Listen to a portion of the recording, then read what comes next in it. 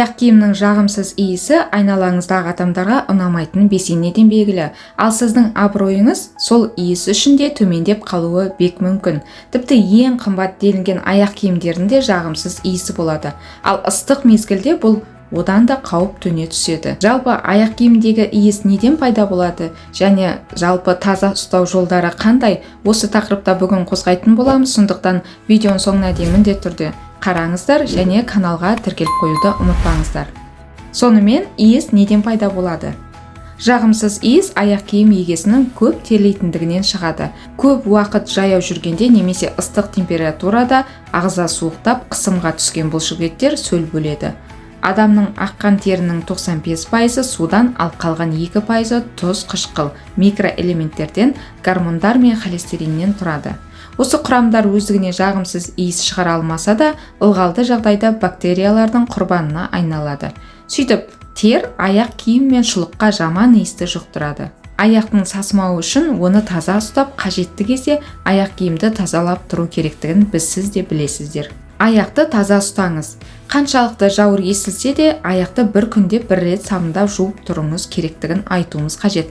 Ал жуып болған соң аяққа арналған орамалмен, әсіресе башпай арасын жақсылап сүртуіңіз керек. Егер аяғыңыз жиі терлейтін болса, салицил мен тальк сеуіп, дезодорант шашыңыз. Бұл құралдар бактерияларды өлтіреді. Сонымен қатар аяқты шаймен, емен қабығымен, лимон қышқылымен немесе ас содасымен жуып шайып тұрыңыз. Тер көп жүріп, күннің ыстығы кезінде ғана шығады десеңіз де қателесесіз. Олармен қатар адамның стресстік жағдайларға да душар болуынан аяқ терлеп, жағымсыз иіс шығуы мүмкін. Денеңіз терлеп, душқа түсетіңіз сияқты, аяқтың да терлеген кезінде жуып тұруыңыз міндетті. Ол үшін жұмыста киетін, үйде киетін аяқ киімдер мен шұлықтарды бөлек алып жүріңіз. Оларды жиі ауыстырып тұрудан да ерінбеңіз. Егер аяғыңыздың терлеуіне қарсы жасалған шаралардың ешқайсысы да пайда әкелмесе, дәрігермен кеңесіп, қажетті препараттар сатып алыңыз. Аяқ киімдегі шуаш иісті қалай тазарту керек? Аяқ киімге көң иіс сіңіп қалғанда жалғыз гигиеналық шаралармен шектеліп қалуға болмайды. Онымен бірге аяқ киім тазалығына да көңіл бөлу керек. Бірінші кезекте аяқ киімнің ұлтарағын ауыстырыңыз. Ең көп бактерия сол ұлтарақта жиналады. Ал кейбір аяқ киімдерді кроссовка мен кедаларды жууға да болады. Ал басқа аяқ киім түрлерін ылғал шүберекпен дұрыстап сүртіп шығыңыз. Аяқ киімнің иісі қатты сіңіп, жай ғана жуудан кетпей қойса, сірке суын сумен араластырып, біраздан уақытқа салып қойыңыз. Марганец сутек тотықтарымен, тіпті болмаса формитромен ішкі бөлігін сүртіңіз. Етіктің шуашын кетіру үшін оның ішіне тотықты құйып, ол көбіктеніп болған соң төгіп тастап кептіріңіз. Ал көк шайдың микроорганизмдерді өлтіретін қасиеті бар. Қайнатылған суға көк шай салындысын салып, аяқ киім ішін жуыңыз. Осы шаралардан кейін аяқ киімді жақсылап кептіріңіз.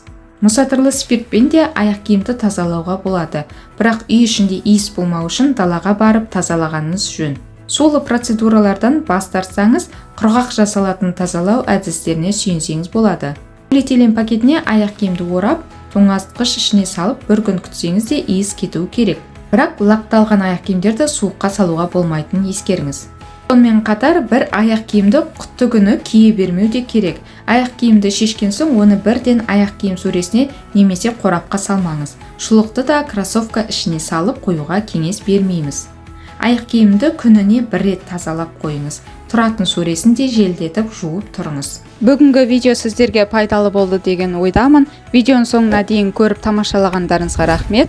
Ем болсын.